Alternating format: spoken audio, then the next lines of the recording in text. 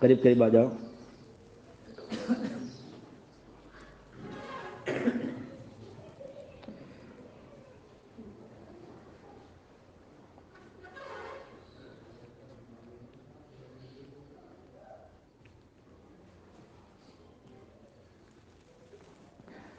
الحمد لله نحمده ونستعينه ونستغفره ونؤمن به ونتوكل عليه ونعوذ بالله من شرور أنفسنا ومن سيئات أعمالنا من يهد الله فلا مضل له ومن يضلله فلا هادي له ونشهد أن لا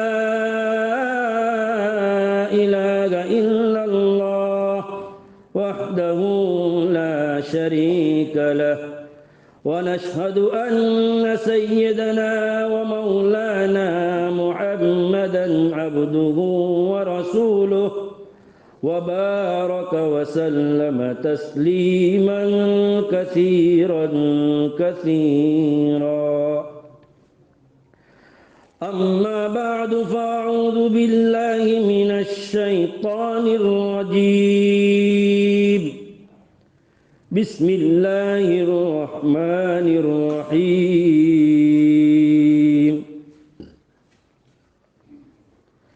إن الصلاة تنهى عن الفحشاء والمنكر.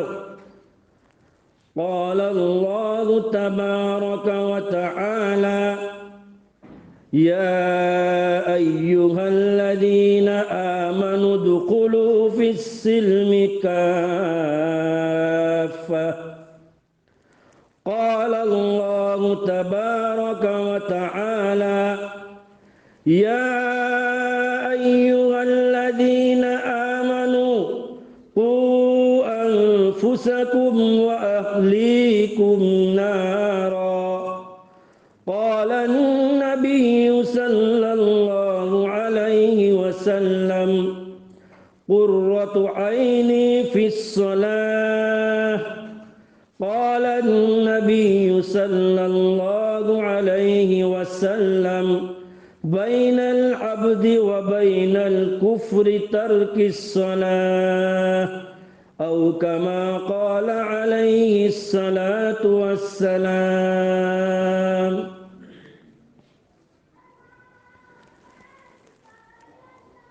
میرے عزیزو دوستو، اللہ تبارک و تعالیٰ کا ہم جتنا احسان مانے اتنا کم ہے.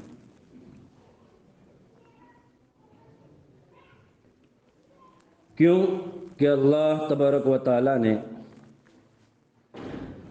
ہم سب پر ان گنت بے شمار، جس کو انسان گن نہیں سکتا، اتنی نعمتیں برسائی ہیں. ان گنت نعمتیں اللہ نے ہمیں عطا کی ہیں، اور جو انسان گننا چاہے اور شمار کرنا چاہے تو اس کو بھی گن نہیں سکتا.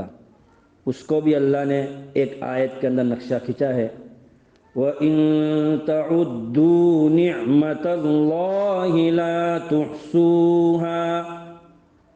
اللہ یہ فرماتا ہے اگر تم میری نعمتوں کو گننا چاہو گے تو بھی گن نہیں سکتے. اگر انسان ایک نعمت کو لے کر اللہ کا شکر ادا کرنا چاہے، اور اگر اس کی زندگی اللہ تبارک و تعالیٰ نے قیامت تک رکھی ہے تو زندگی تو اس کی پوری ہو جائے گی، لیکن اس نعمت کا پورا شکریہ ادا نہیں ہو سکتا. اس لیے ہم جتنا بھی اللہ کا شکر ادا کرے اتنا کم ہے. دوسری نعمت یہ ہے کہ اللہ تبارک و تعالیٰ نے ہم سب کو ایمان والی ماؤں کی گودوں کے اندر سے پیدا کرے،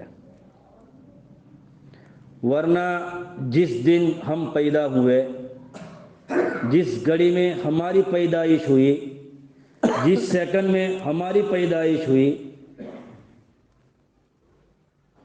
اس سیکنڈ میں، اس دن میں، اس منٹ میں ہزاروں دنیا کے اندر بچے پیدا ہوئے تھے، لیکن ہر ایک کو ایمان والی ماں کی گود نصیب نہیں ہوئی۔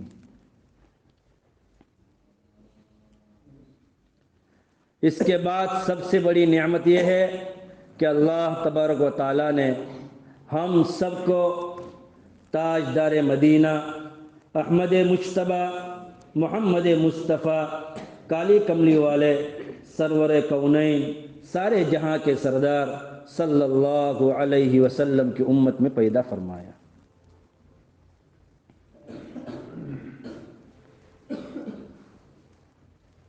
سب سے پہلے تو ہم یہ نیت کریں کہ دین کا مذاکرہ جو بھی ہوگا، ہم اس نیت سے بیٹھے کہ آج ہم اس مجلس کے اندر فیصلہ کر کے ہی جائیں گے کہ موت تک اللہ کے بتلائے ہوئے طریقے پر اور رسول صلی اللہ علیہ وسلم کے لائے ہوئے طریقے پر ہم باقی زندگی گزاریں گے۔ دو آدمی بولتے ہیں یار، زور سے بولو یار، ہاں جوش میں بولنا، زور سے بولنا، آہستہ بولوں گے تو بھی اللہ سنتا ہے، زور سے بولوں گی تو بھی اللہ سنتا ہے۔ اب اتنی نعمتیں برسائی ہے کہ ہم گن نہیں سکتے۔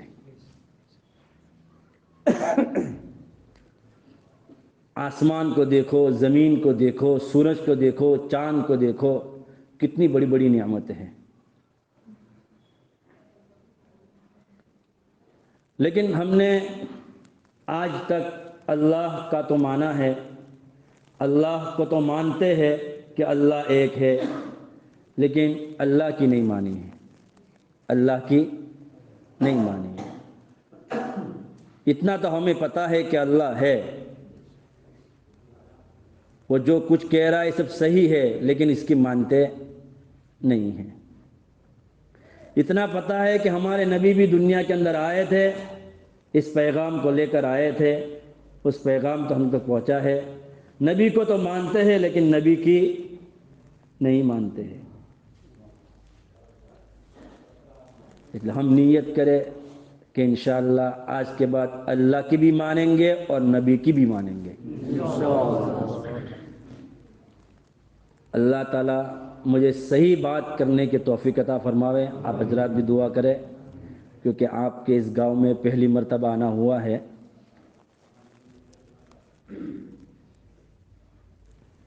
اگر انسان کو اللہ کی نعمتیں دیکھنی ہیں تو اس کو ادھر ادھر نظر دوڑانے کی ضرورت نہیں ہے، ادھر ادھر نظر دوڑانے کی ضرورت نہیں ہے۔ ایسے تو بہت ساری نعمت اللہ کی ہے۔ اگر انسان صرف اپنے سر کے بال سے لے کر پیر کے ناخن تک اپنی پوری باڈی پر غور کرے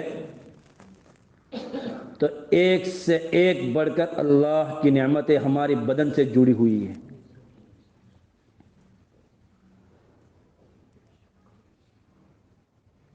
لیکن ان نعمتوں کا استعمال کہاں کرنا، کس طریقے سے کرنا، صحیح جگہ پر اس کا استعمال ہم نہیں کرتے۔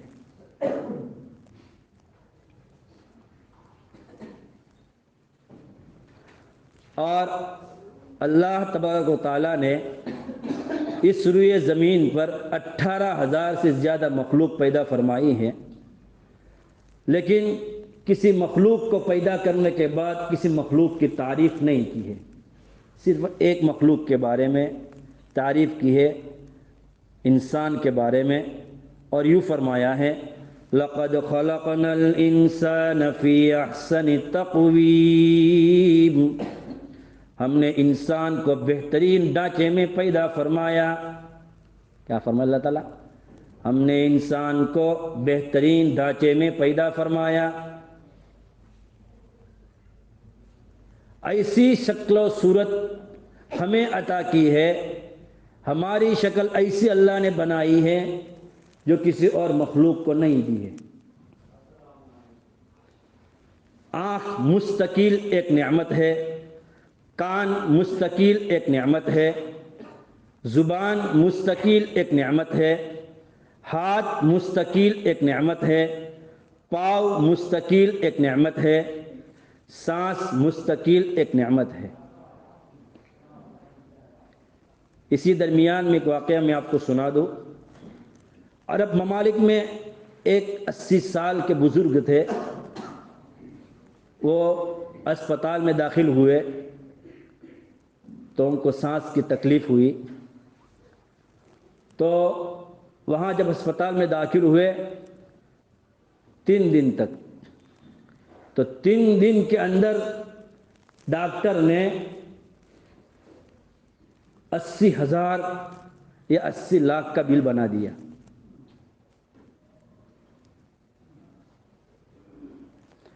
پھر وہ بزرگ ڈاکٹر کے پاس بیٹھے، ڈاکٹر نے بل پیش کیا تو رونے لگے۔ ڈاکٹر نے پوچھا بھائی کیوں روتے ہو بڑے میاں، کیا بات ہے؟ بل زیادہ ہے، کس بات پر آپ کو رونا آ رہا ہے؟ کیوں رو رہے ہو؟ کیا ہماری سروس میں کمی رہ گئی ہے کہ ہماری اسٹاف میں سے کسی نے کچھ کہہ دیا ہے؟ آپ کیوں رو رہے ہو؟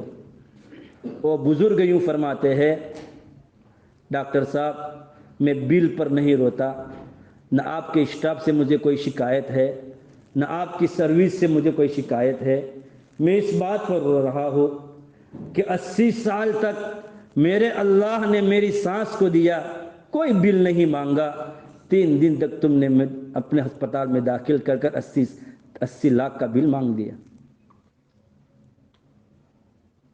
اس بات پر میں اللہ کی نعمت پر رو رہا ہوں میں کہ میرے اللہ نے اتنے سال تک مجھے کوئی بل نہیں مانگا اور میری سانس آتی رہی جاتی رہی، اور 3 دن تک آپ نے مجھے آکسیجن پہ رکھا اور 80 لاکھ کا بل بنا دیا۔ اس بات پر مجھے رونا آتا ہے۔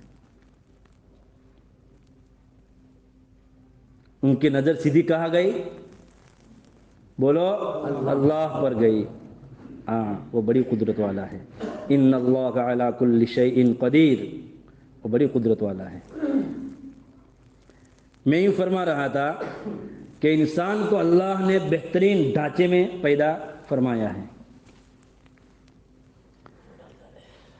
کیونکہ انسان جب کھانا کھاتا ہے، جب لقمہ اٹھاتا ہے کھانے کے لیے، تو سب سے پہلے منہ کے قریب لے جانے سے پہلے ناک اس کو سونگھ لیتا ہے کہ بدبودار ہے یا اچھا ہے، بدبودار یا اچھا ہے، اور آنکھ بھی دیکھ لیتی ہے صاف ہے یا اس میں کچرا ہے، پھر زبان میں ڈالنے سے زبان کو پتہ چل جاتا ہے کڑوا ہے یا میٹھا ہے۔ اس کے بعد دانت اپنا کام کرتے ہیں، پھر اندر جا کر آنکھ اپنا کام کرتے ہیں۔ تھوڑی دیر کے لیے میرے عزیزو یہ مان لو کہ اللہ نے آنکھیں پیچھے دے دی، آنکھیں پیچھے دے دی، زبان اس طرف دے دی، ناک اس سائڈ میں دے دیا، تو کتنی انسان کو تکلیف ہوگی کہ لقمہ اٹھایا اور کہاں لے جانا پڑے گا؟ سب سے پہلے پیچھے لے جانا پڑے گا، ناک کے پاس، کہ بھائی ذرا سونگ تو لے۔ ناک صاحب سے کہیں گے بھائی ذرا سونگ تو لے کہ بدبودار ہے یا اچھا ہے، پھر وہاں سے اٹھا کے لانا پڑے گا آنکھ کے پاس کہ جناب آپ بھی توجہ فرمائیے کہ کچرا ہے یا صاف ستھرا ہے۔ پھر گھما کر کے کہا لے جائے گا زبان کے پاس کہ اس کا ٹیسٹ بتائیے کڑوا ہے یا میٹھا ہے. تکلیف ہوتی کہ نہیں ہوتی؟ اس بات پر اللہ نے کہا ہے لقد خلقنا الانسان فی احسن تقویم، ہم نے انسان کو بہترین ڈھانچے میں پیدا فرمایا ہے.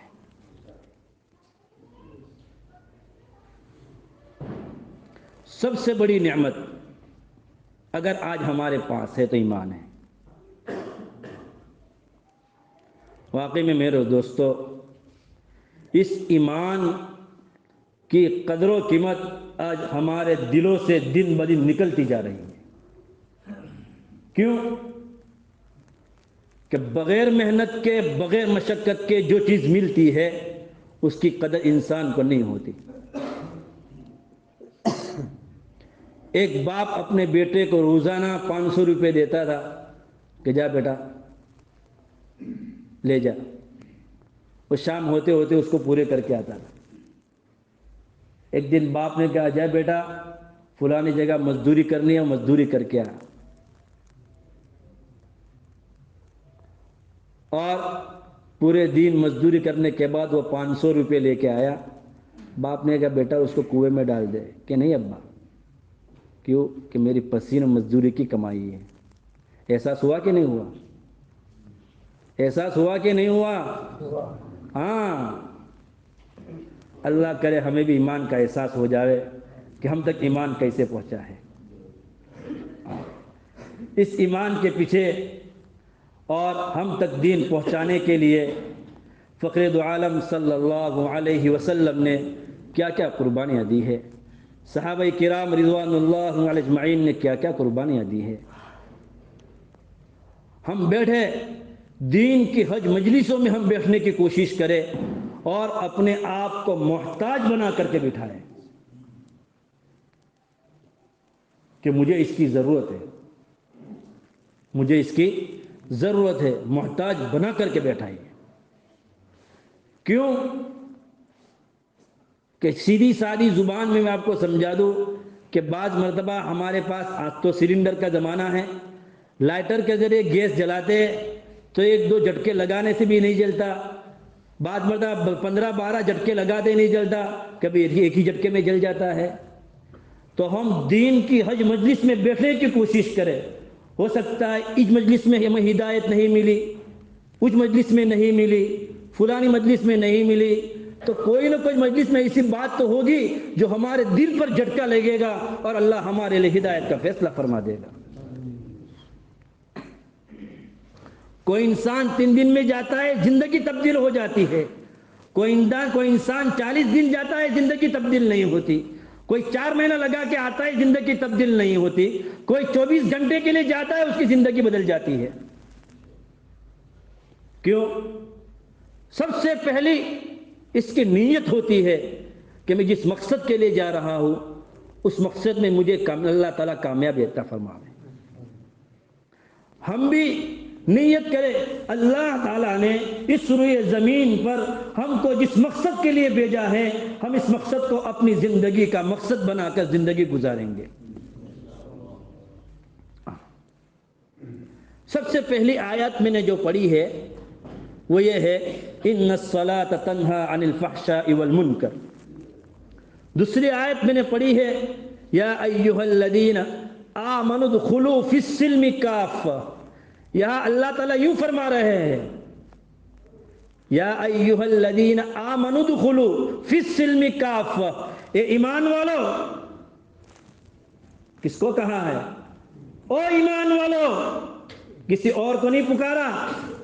کافروں کا تذکرہ نہیں کیا، یہودیت کا تذکرہ نہیں کیا، نصرانیت کا تذکرہ نہیں کیا، عیسائیت کو نہیں پکارا، بلکہ پکارا ہے تو کس کو پکارا ہے؟ ایمان والوں کو پکارا ہے.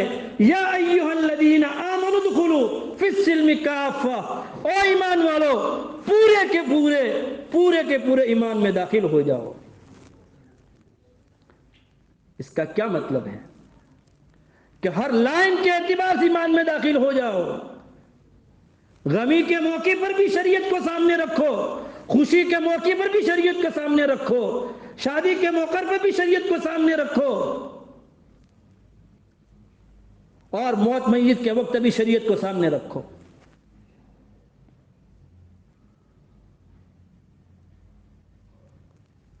مارکیٹ میں بیٹھے ہیں، سودا کر رہے ہیں، تو ہماری نظر شریعت پر ہو۔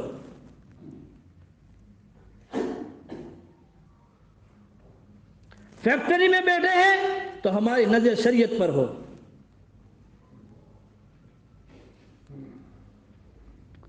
ہم سب کا ایک بھرم، ایک بھروسہ ہمارے نفس پر تھا، ہماری ذات پر تھا، ہماری محنتوں پر تھا،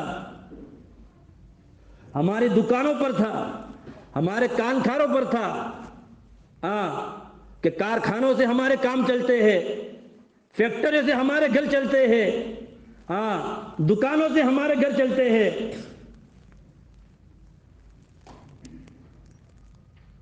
یہ انسان کے دل میں پیوست ہو چکا تھا۔ ہم محنت مزدوری کر رہے، اللہ اس کی وجہ سے ہمارے مکان، ہماری ضرورتیں پوری کر رہا ہے۔ اللہ نے لاک ڈاؤن کے ذریعے لاک ڈاؤن کر کے دکھا دیا، کھاؤ کیسے کھاتے ہو، کماؤ کیسے کماتے ہو۔ بند کرو دکانیں کے شٹر بند کر دو، فیکٹریاں بند کر دو، کارخانے بند کر دو، گھروں میں قید ہو جاؤ۔ کس نے کھلایا؟ کس نے کھلایا؟ میں جتنا زور سے بولتا ہوں پورا مجمع اتنا زور سے نہیں بولتا۔ کس نے کھلایا بھائی؟ اللہ نے کھلایا۔ اور جو عام دنوں میں کھاتے تھے اس سے اچھا کھلایا۔ بیٹھے بیٹھے کھلایا کہ نہیں کھلایا؟ یہ لاک ڈاؤن نہیں تھا، یہ اللہ کی طرف سے عذاب تھا۔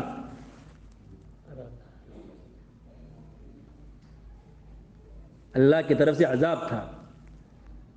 ہمارے عقلوں کو صاف کرنے کے لیے اللہ نے لاک ڈاؤن کیا کہ تم یقین بدلو، اپنے ایمان کی تازگی کرو۔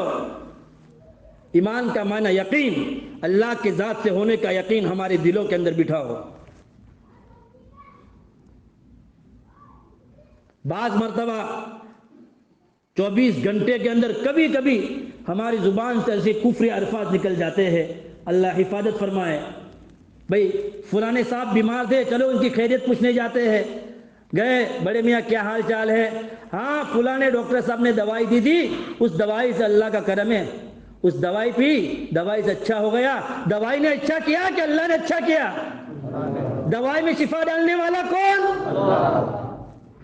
ڈاکٹر کے ہاتھوں میں شفا ڈالنے والا کون؟ یہ اللہ کے ذات سے ہونے کا یقین ہمارے دلوں کے اندر بیٹھ جائے، اسی کا نام ایمان ہے۔ جو کلمہ آج ہم پڑھ رہے ہیں، لا الہ الا اللہ محمد الرسول اللہ صلی اللہ علیہ وسلم، وہی کلمہ تو صحابہ نے پڑھا تھا۔ جو کلمہ صحابہ نے پڑھا تھا وہی کلمہ ہم نے پڑھا ہے۔ جو کلمہ 1,24,000 انبیاء کرام علیہم السلام لائے نصیب لے کر آئے تھے، وہی کلمہ ہمارے نبی لے کر آئے، اور اسی کلمے کے ذریعے ہمارے تک ایمان پہنچا ہے۔ لیکن ہمارے ساتھ کیا ہے کہ صحابہ کرام نے اس کلمے کی حقیقت کو اپنے دلوں کے رگوں رگوں کے اندر اتار دیا تھا، اور ہمارے کلمہ ہمارے زبانوں پر رہ گیا ہے، ہمارے دلوں کے اندر اس کی حقیقت نہیں اتری ہے۔ اس لیے اللہ کے نبی علیہ السلام جب بھی اعلان کرتے تھے صحابہ کو، چلو کہاں؟ جنگ کے لیے۔ یا تو اللہ کے راستے میں جانا ہو تو سر میں کھجلی چالو ہو جاتی ہے۔ کیوں؟ ارے مولوی صاحب تم تذکیر کرتے ہو، بیٹے کی شادی ہے۔ مولوی صاحب سمجھ میں نہیں آتا، وہاں کھیتی پکنے کے لیے تیار ہے، مولوی صاحب تھوڑا مشورہ کر لیتے تو پھر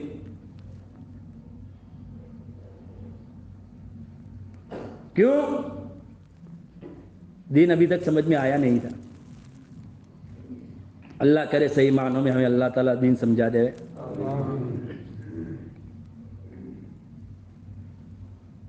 ایمان کی لائن کے ہمیں تین محنتیں کرنی ہیں. ایمان کو بچانا بھی ہے، ایمان کو پکانا بھی ہے، اور ایمان کو پھیلانا بھی ہے. یہ تین لائن کی محنت ہم کریں گے تو ہمارا ایمان بچے گا. اور اللہ کتنا غفور الرحیم ہے، کتنا غفور الرحیم ہے. صرف یوں فرمایا ہے مثقال ذرۃ خیرا یرہ. کیا فرمایا؟ ذرہ برابر.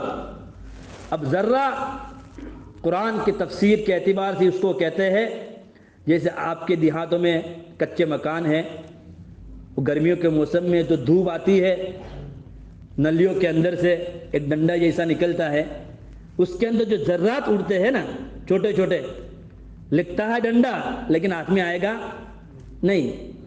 تو جو ذرات ہوتے ہیں اس کے بھی چھوٹے ذرات، یعنی اس ذرہ یعنی اس کے کوئی حصہ نہ ہو سکے اتنا، ذرے کے برابر. مثقال ذرۃ خیرا یرہ. ذرہ برابر بھی اگر میرا بندہ ایمان لے کر آئے گا تو اس کو میں جنت الفردوس میں پہنچا دوں گا.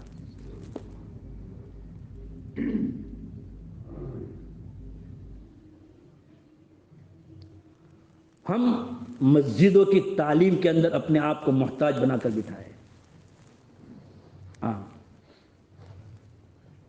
فضائل اعمال میں اللہ تبارک و اب حضرت شیخ زکریا رحمۃ اللہ علیہ نے جو صحابہ کا نقشہ کھینچا ہے، ہم ان کے قربانی کو تو دیکھیں.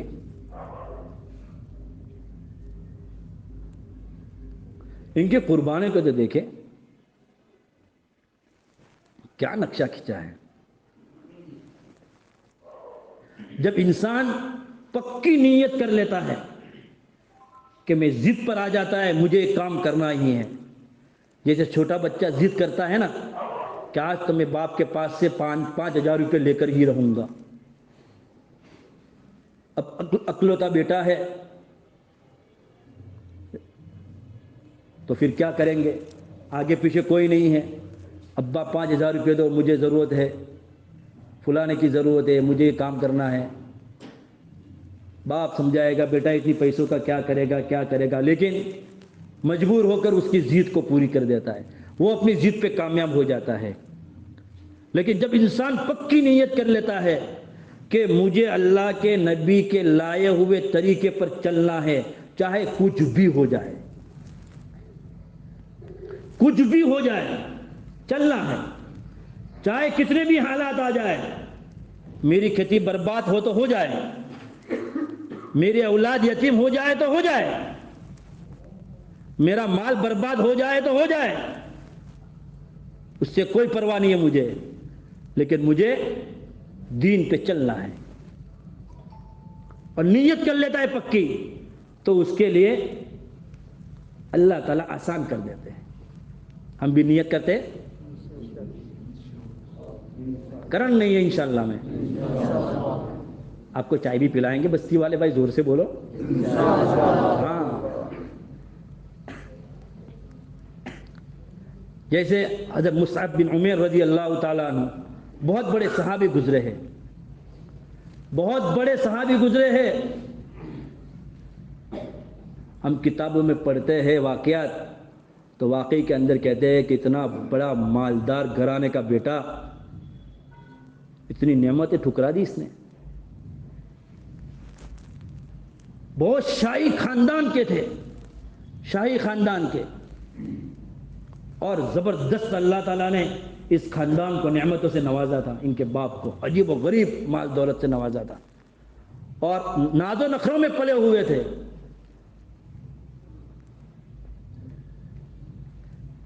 جب ایک جوڑا جسم پر ایک مرتبہ پہنتے تھے نا تو دوبارہ وہ کپڑا جسم پر نہیں آتا تھا. دوبارہ وہ کپڑا جسم پر نہیں آتا تھا تو اللہ نے کتنا دیا ہوگا. باہر یمن جیسے ملکوں سے ان کے جوتے منگائے جاتے تھے، ایک مرتبہ پہنتے تھے، دوسری مرتبہ نہیں پہنتے تھے. آؤٹ کنٹری سے ان کے لیے خوشبو منگائی جاتی تھی، کتنی مہنگی اور کتنی زبردست خوشبو کہ جب وہ لگا کر کے چلتے تھے نا تو مدینہ کی گلیوں میں اس کی خوشبو پھیل جاتی تھی. لوگ سمجھ جاتے تھے مانو نہ مانو مصعب بن عمیر گزرے ہیں.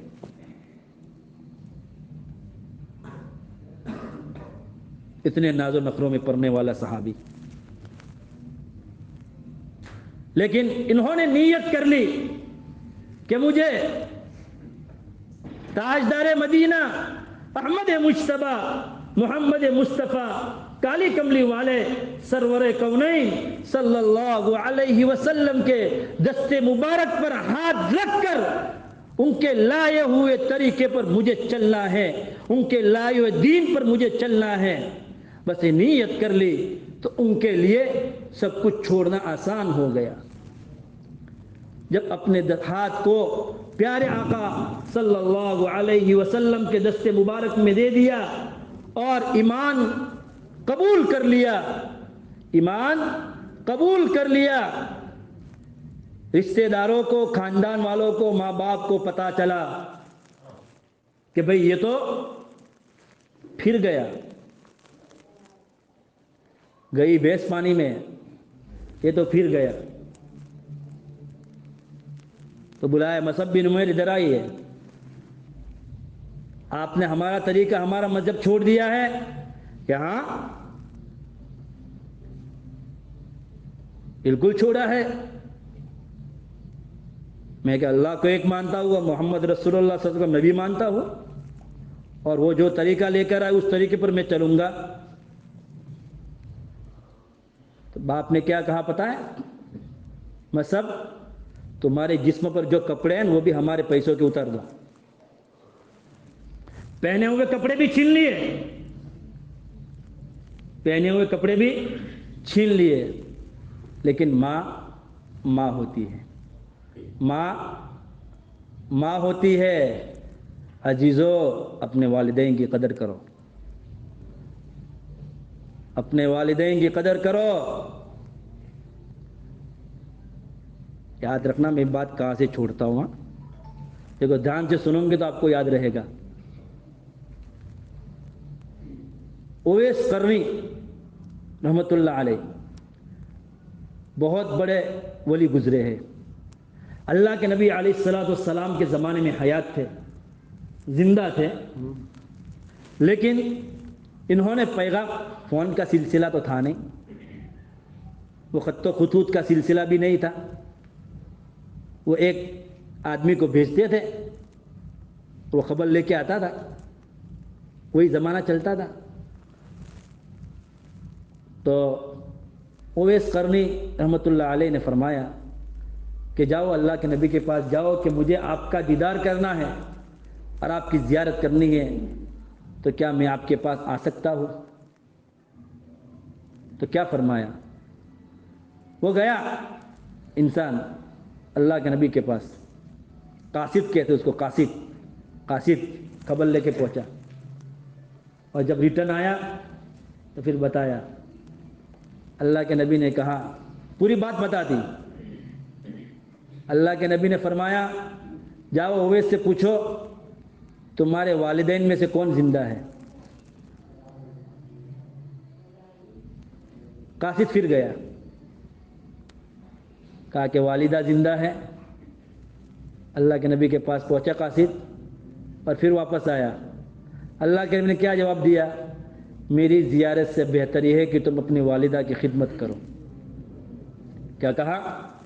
میری زیارت سے بہتر یہ ہے کہ تم اپنی والدہ کی خدمت کرو. ہم بھی کریں گے ہاں، ہم بھی کریں گے انشاءاللہ. جن کی نہیں ہے ان سے پوچھو، جن کے پاس ہے ان کو قدر نہیں ہے.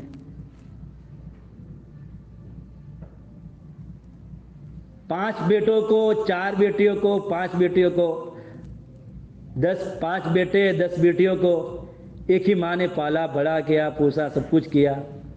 اور جب ماں باپ بوڑھے ہو گئے، جب ماں باپ بوڑھے ہو گئے تو ہم آزاد ہو گئے. ہم یوں کہتے ہیں ماں آج بڑے بھائی کے یہاں تیری باری ہے 1 مہینہ. کیا ماں نے تمہاری باری لگائی تھی 5 بھائیوں کی؟ باری لگائی تھی؟ کیا تجھے روٹی نہیں ملے گی، اس کو ملے گی؟ اس عید کے دن تجھے کپڑے پہنائیں گے، اس کو نہیں پہنائیں گے؟ ایسا کیا تھا ہمارے ماں نے؟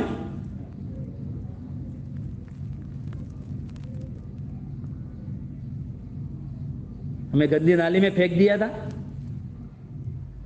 یہ وہ ماں ہے جو راتوں کو اٹھ کر جس بستر پر ہم پیشاب کر جاتے تھے، ماں اس گلے بستر پر سوتی تھی اور سوکھے میں ہمیں سلاتی تھی۔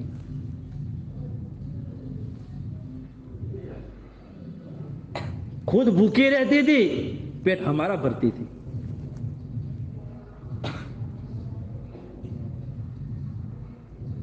میں اکثر اپنے طلباء کو کہتا ہوں، میرے پاس پڑھنے والے جتنے میرے شاگرد ہیں ان سے اکثر میں کہتا ہوں کہ اپنے والدین کی قدر و قیمت کرو، جو بھی سیکھو دین اپنے والدین تک پہنچاؤ، ان کی نمازیں صحیح کرواؤ، کیونکہ تم کو انہوں نے اس لیے بھیجا ہے کہ ان کے زمانے میں پڑھائی نہیں تھی، تمہارے علاقے میں جہالت ہے، زیادہ دینداری ہے نہیں، یہاں تمہیں اس لیے بھیجا ہے کہ تم دیندار بنو، قرآن سیکھو، علم سیکھو، اور جو چیز سیکھو اپنے ماں باپ کے پاس بیٹھو، ان کا قرآن صحیح کرواؤ، ان کی نمازیں صحیح کرواؤ، 2-3 سورتیں سکھلا دو تاکہ ان کی نماز صحیح ہو جائے۔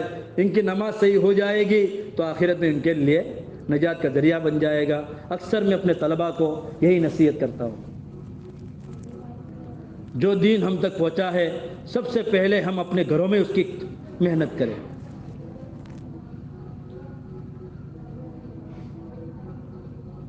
تو اویس قرنی اللہ کے نبی نے کہا تھا، وہ نہیں آئے، لیکن اللہ کے نبی دنیا سے پردہ فرما گئے۔ حضرت عمر رضی اللہ تعالیٰ عنہ اس دور کے خلیفہ تھے۔ اللہ کے نبی کہہ کے گئے تھے کہ عمر، تمہاری خلافت کے دور کے اندر ایک قافلہ آئے گا قرن سے۔ کہاں سے؟ قرن سے قافلہ آئے گا، اس میں اویس نام کا کوئی انسان ہوگا، تم اور حضرت علی، یہ 2 صحابی سے فرمایا تم دونوں جا کے اس سے اپنی دعا کروانا۔ اب صحابی کا درجہ بڑھا کہ تابعین کا درجہ بڑھا؟ صحابی کس کو کہتے ہیں؟ جس نے ایمان کی حالت میں تاجدار مدینہ کی زیارت کی ہو اور ایمان کی حالت میں وہ دنیا سے رخصت ہوا ہو، اس کو صحابی کہتے ہیں۔ اور جس نے ایمان کی حالت میں صحابی کو دیکھا ہو اور ایمان کی حالت میں دنیا سے رخصت ہوا ہو، اس کو تابعین کہتے ہیں۔ اور جو ایمان کی حالت میں تابعین کو دیکھا ہو اور ایمان کی حالت میں دنیا سے رخصت ہوا ہو، اس کو تبع تابعین کہتے ہیں۔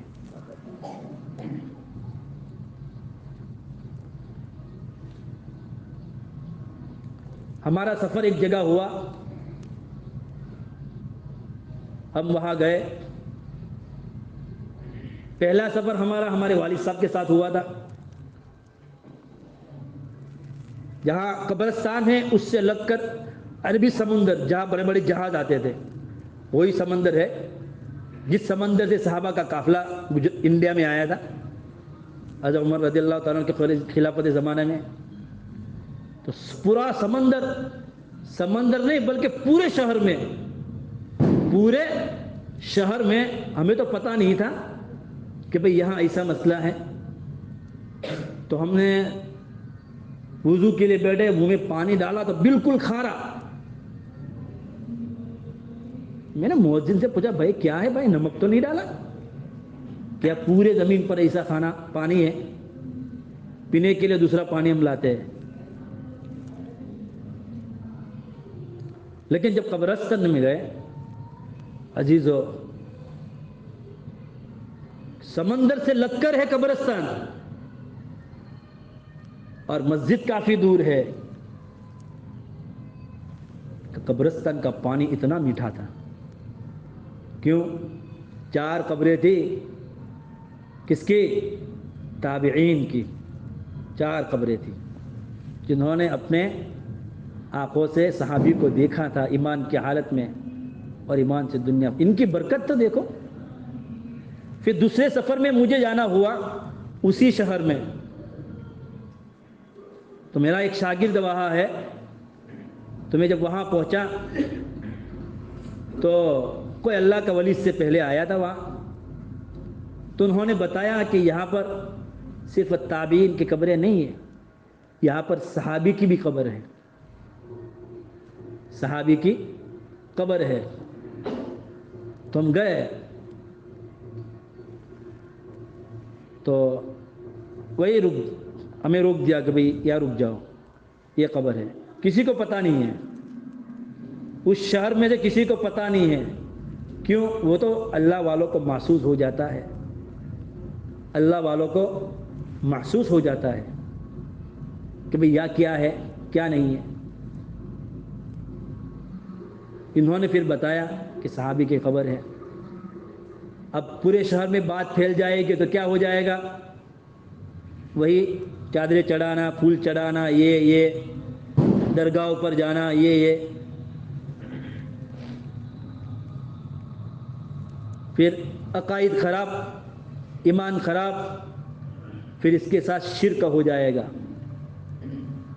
اور اللہ تعالیٰ نے قرآن میں نقشہ کھینچا ہے، ان اللہ لا یغفر ان یشرک بہ ویغفر ما دون ذلک لمن یشاء، میں ہر گناہ کو معاف کر سکتا ہوں لیکن شرک کو کبھی معاف نہیں کروں گا۔ جس نے اللہ کے ساتھ کسی کو شریک ٹھہرایا اس کو میں کبھی معاف نہیں کروں گا۔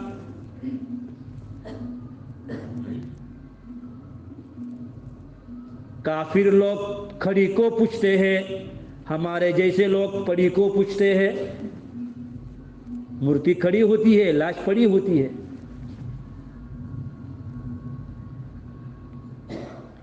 عقائد خراب ہو جاتے ہیں۔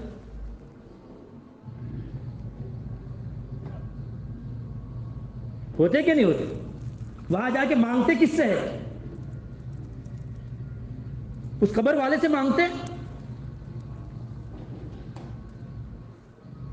ایک درگاہ میں میرا جانا ہوا ابھی 2-3 مہینوں پہلے، بھوپال کے سفر میں رائسن کے اندر، تو میں وہاں کھڑا تھا اور کتابوں میں جس طریقے پڑھا ہم نے اور ہمارے بڑوں سے جیسے ہم نے سیکھا، ہمارے استادوں نے جیسے بتلایا ویسے اندر گیا میں۔ کسی اللہ کے ولی کی خبر ہوگی، نام تو بہت چوڑا لکھ دیتے ہیں۔ میں گیا اور پیر کی طرف، کتابوں کے اندر ہے کہ پیر کی طرف رہ کر سورہ بقرہ کا پہلا رکوع الف لام میم سے لے کر عظیم تک، اور داہنے ہاتھ کی طرف سینے پر آ کر سورہ بقرہ کا آخری رکوع کافرین تک پڑھنا ہے۔ تو میں نے وہی پڑھا، تو اس نے مجھے ڈانٹ دیا، کہاں سے آئے ہو؟ میں نے کہا کیا ہوا بھائی؟ کہ پیروں کے پاس کھڑے رہ کر کوئی پڑھتا ہے؟ تو میں نے کہا تم اتنے سال سے مجاوری کرتے ہو، تمہیں یہ بھی پتہ نہیں ہے کہ اللہ والوں کی قدر کیسے کی جاتی ہے؟ تو کیا اللہ والوں کے سر پر کھڑے رہ کر پڑھیں گے کیا؟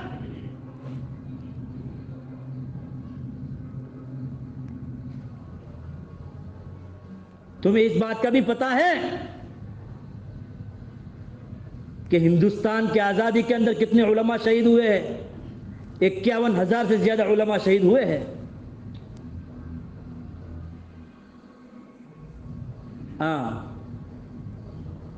اس زمانے کا سب سے بڑا انگریز یوں کہتا ہے اگر یہ علماء نہ ہوتے نا تو قیامت تک ہماری حکومت چلتی۔ سب سے پہلے علماء آگے بڑھے ہیں، ہم ان کی قدر کریں، محبت کی نظر سے دیکھیں اور اپنے بچوں کو عالم بنائیں۔ خالی حافظ بنا کے چھوڑنے دے حافظ صاحب بن گئے بہت بڑا مسئلہ، نہیں، بہت گڑبڑ ہو جائے گی۔ کیوں؟ وہ بھی آپ کو بھی سمجھا دوں میں کہ ایک جگہ پر ایک حافظ صاحب پڑھانے بیٹھ گئے، حافظ بن کے آئے، آگے کچھ پڑھا ہی نہیں، آگے کچھ پڑھا ہی نہیں۔ جیسا حفظ کیا، عمر بڑی ہو گئی تھی، والدین نے بٹھا دیا گھر پر جگہ ملی پڑھانے بیٹھ گئے.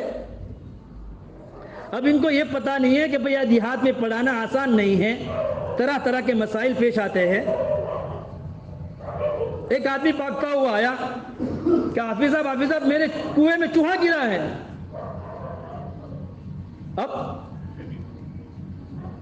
اب ان کے سامنے مسائل ہی نہیں ہے. قرآن کو رٹا ہے, کیونکہ حفظ میں قرآن کو رٹایا جاتا ہے, عالمیت میں قرآن کو سمجھایا جاتا ہے, کہ انہوں نے قرآن کو ہی نہیں سمجھا ہے, حدیث کو ہی نہیں پڑھا ہے, فقہاء کے مسائل کو بھی نہیں پڑھا ہے, صرف حافظ صاحب بن کے بیٹھ گئے ہیں. تو پھر کیا کریں گے؟ ارے بھائی سر کھجلانا چالو کیا, ارے کتنا کھجلائے گا, کھڈا ہو جائے گا بھائی. تو کیا جاؤ دیکھ کے آؤ چوہا کالا ہے کہ سفید ہے. کہ فلاں مفتی صاحب کو فون کرتے ہیں, فلاں عالم صاحب کو فون کرتے ہیں, ان کو فون کرتے ہیں. پھر واپس آیا, حافظ صاحب کالا ہے. لیکن جب تک مسئلہ حل نہیں ہوتا تب تک اس کو دھکے کھلاتے رہتے. اب اس کے بھی عجیب و غریب مسائل ہے, اس کے بھی عجیب و غریب مسائل ہے کہ بھئی چوہا گرا ہے, زندہ ہے, مر گیا ہے, پھٹ گیا ہے, پھول گیا ہے, پھول کے پھٹ گیا ہے. ہر ایک کے مسائل الگ الگ ہے. جیسے ایم پی کے میک نگر کے بازو میں رانا پور کی ایک بستی ہے, وہاں پر میرا جانا ہوا. تو میں وہاں گیا اور ایک جماعت آئی تھی ہمارے پالنپور سے. جمعہ میں میری بات تھی وہاں پر, جمعہ کی نماز پڑھائی ہم نے, بیان کیا. بیان کے بعد عصر کے بعد پتہ چلا ایک جوان آیا کہ بھئی یہاں پانی میں بدبو آتی ہے. تو میں نے اس کو کہا بیٹا اوپر چڑھ کے دیکھ تو صحیح کیا ہے. تو گلیری اندر مر کے پھوٹ کے پھول کے پھٹ چکی تھی.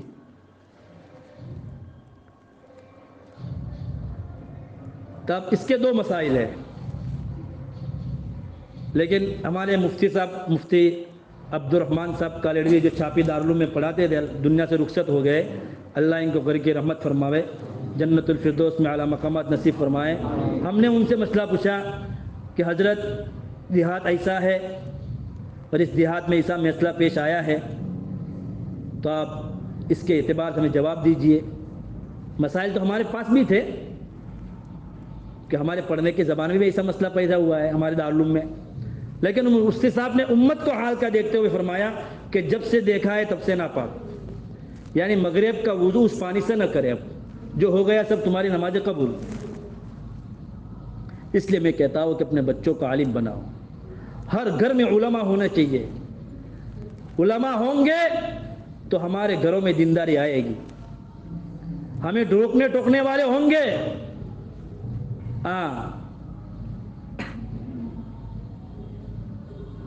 ہمارا ایمان کتنا کمزور ہے پتہ بھی ہے. مسجد کے قریب میں مکان ہے, مؤذن 5 مرتبہ, 5 مرتبہ پکارتا ہے دن میں, 5 مرتبہ اللہ بلاتا ہے, حی علی الصلاۃ حی علی الفلاح, آؤ نماز کے لیے, حی علی الفلاح, آؤ کامیابی کی طرف. لیکن ایمان کی کمزوری مسجد میں آنے نہیں دیتی. ایک بات میرا عزیزو سن لو, اللہ جب کسی بندے سے ناراض ہوتا ہے تو اس کی روزی روٹی نہیں چھینتا, اس کی روزی روٹی نہیں چھینتا, مال نہیں چھینتا, دولت نہیں چھینتا. اگر اللہ ناراض ہوتا ہے جس بندے سے تو چھینتا ہے تو سب سے پہلے اس سے سجدے کی توفیق چھین لیتا ہے. شیطان مردود نے جب اللہ تبارک و تعالیٰ نے حضرت آدم علیہ السلام کو پیدا کیا اور فرمایا اذ قالت الملائکۃ اسجدوا لآدم فسجدوا الا ابلیس ابا واستکبر وکان من الکافرین. تمام فرشتوں اور ابلیس شیطانوں سے کہا کہ اس آدم کو سجدہ کرو. تمام فرشتوں نے سجدہ کیا, لیکن ابلیس شیطان نے سجدہ نہیں کیا. ایک سجدہ نہ کرنے پر اللہ تعالیٰ نے اس کو قیامت تک کے لیے مردود بنا دیا. ہم خود اپنی ذات پر سوچے کہ 24 گھنٹے میں ہم کتنے سجدوں کا انکار کر رہے ہیں, تو ہمارے ساتھ حشر میں کیا معاملہ ہوگا.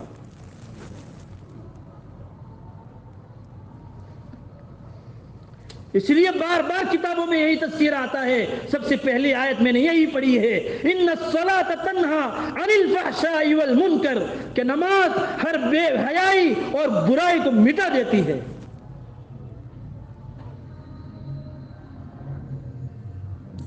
اور یہ کتنی بڑی دولت ہے,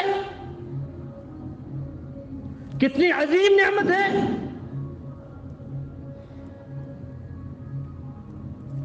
کہ جب اللہ تبارک و تعالیٰ نے شریعت کے 5 احکام ہیں, حج, ایمان, حج, روزہ, زکوٰۃ, 5 احکام جو ہے, نماز وغیرہ, تو جب اللہ تعالیٰ نے حج کا فیصلہ کیا تو جبرائیل علیہ السلام کے ذریعے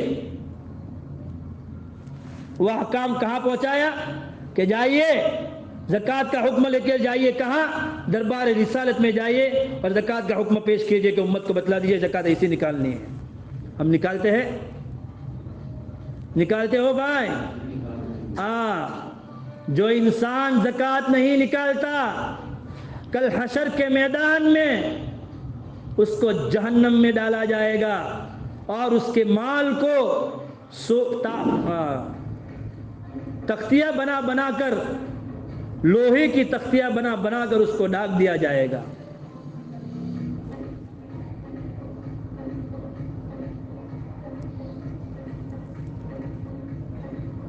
زکوٰۃ کا مسئلہ آیا تو جبرائیل علیہ السلام کو اللہ نے حکم دیا, جائیے دربار رسالت میں اور کہیے پیارے میرے محبوب سے کہ امت کو بتا دیے زکوٰۃ ایسے ادا کرنی ہے. روزے کا مسئلہ آیا تو فرمایا کہ جائیے دربار رسالت میں پیش کیجئے اور بتا دیے روزہ ایسے رکھنا ہے. حج کا مسئلہ آیا تو فرمایا جائیے دربار رسالت میں, کہاں, دربار رسالت میں جائیے اور کہیے کہ حج کا ارکان اس طرح ہے, امت کو بتا دیجئے. میرے عزیزو, جب کوئی اہم اور بڑی نعمت ہوتی ہے, جب ہم دنیا کے حساب سے کوئی بڑے انسان کے پاس جاتے ہیں تو جیسے ایرے خیرے نتو خیرے عام آدمی کو اس کے پاس نہیں بھیج دیتے ہیں. کسی کلیکٹر کے پاس, کسی وکیل کے پاس جانا ہوتا ہے تو کسی بڑے آدمی کا سہارا لے کے جاتے ہیں اور عزت کے ساتھ جاتے ہیں, اور وہ جو لیٹر وغیرہ دینا ہے اس کو عزت کے ساتھ پیش کرتے ہیں. کرتے کہ نہیں کرتے؟ کتنا خیال کرتے ہیں. میرے دوستو,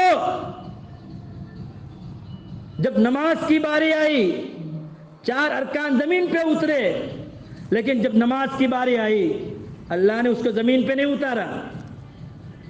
اللہ نے اس کو زمین پہ, تم بھی بولو گے تو تمہارے دلوں کے اندر بھی اترے گا, میرے دل کے اندر بھی اترے گا, زمین پہ نہیں اتارا,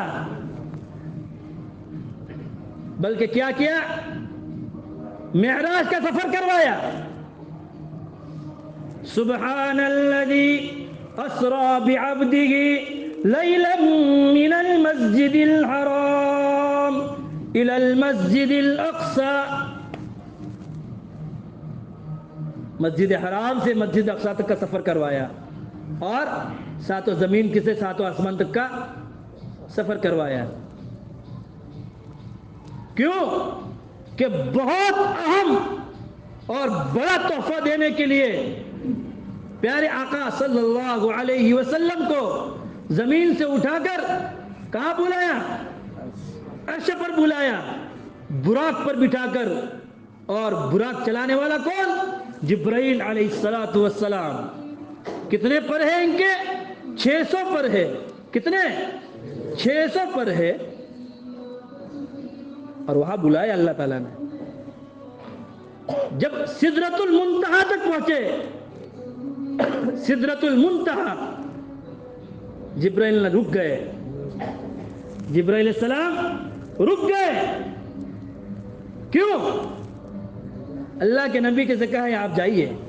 اللہ کے نبی کے جبرائیل بس یہاں تک ساتھ دینا کہ پیارے آقا اگر میں ذرہ برابر بھی آگے بڑھا تو ذرہ برابر بھی اللہ کی تجلی میرے پر پڑے گی، میرے 600 کے 600 پر جل کر راکھ ہو جائیں گے۔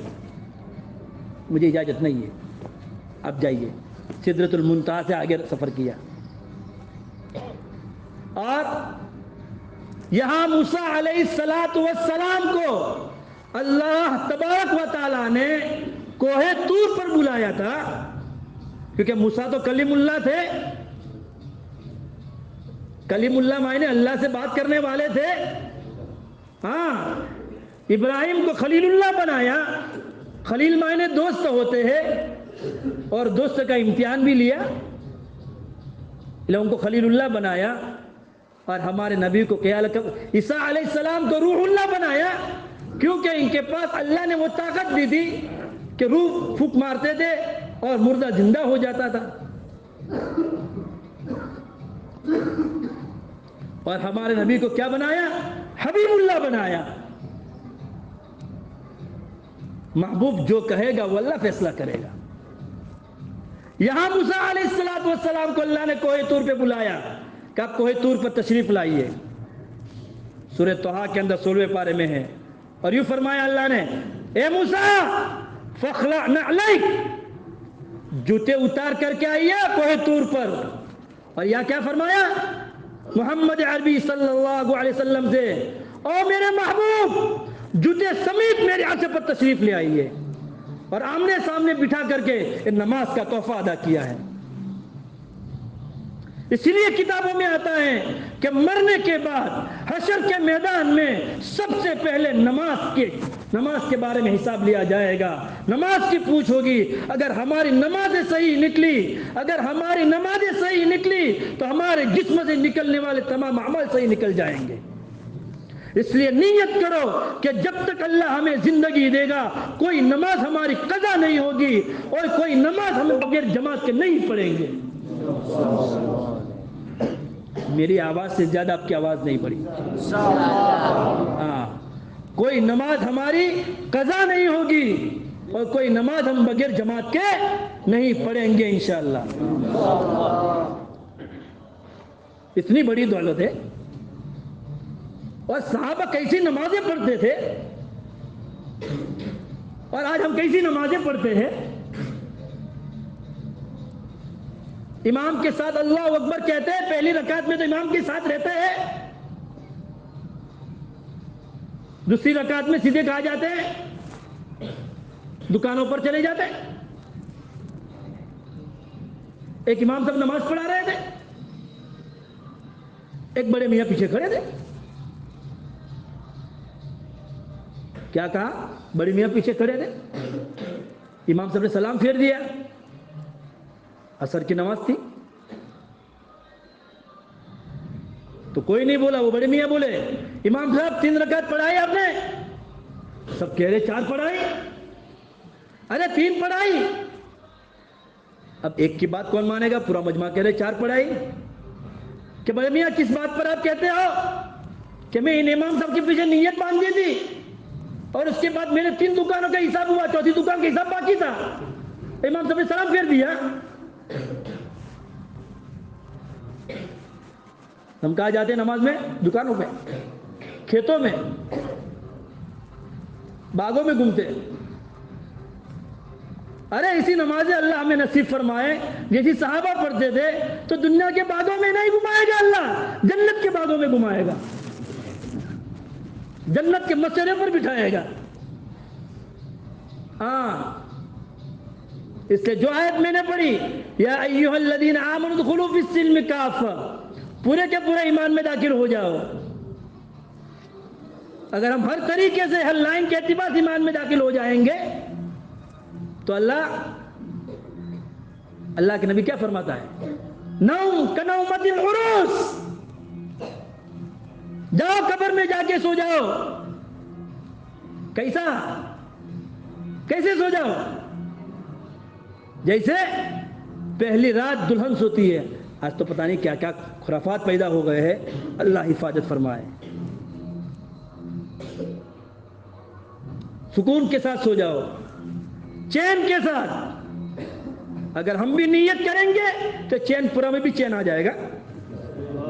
ہاں ہم یہ نیت کریں اور ہر گھر میں ہمارے گھر کے جتنے مرد بالغ ہیں سب پر محنت کرے کہ کوئی بے نمازی نہ رہے.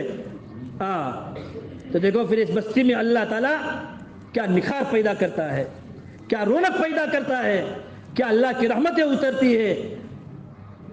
ہاں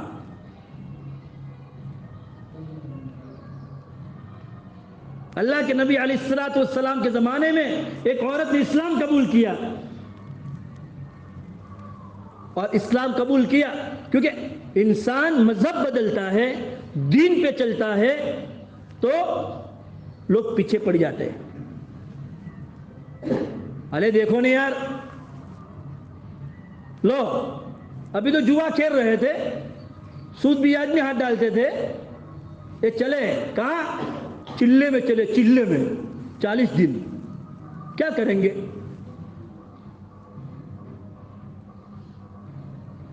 چلے میں چلے یوں کہتے ہیں, اسے کہنے سے پیچھے نہیں ہٹنے کا. جیسے ہم روڈ پہ 4 ویلر لے کے چلتے ہیں تو کتے بھونکتے ہیں نا, چین پورا میں کتے ہیں کہ نہیں ہیں؟ ہاں اس کا مطلب کہ گن کے رکھے.